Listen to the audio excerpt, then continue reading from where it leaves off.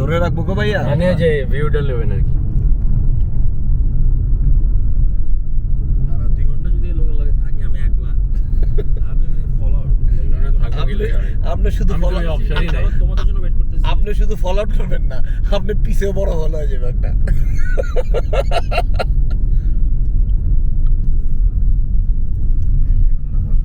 ডান পাশে একটু ভারী ভারী লাগতেছে কেন? না ডাবা ডাবা লাগতেছে গাড়িটা।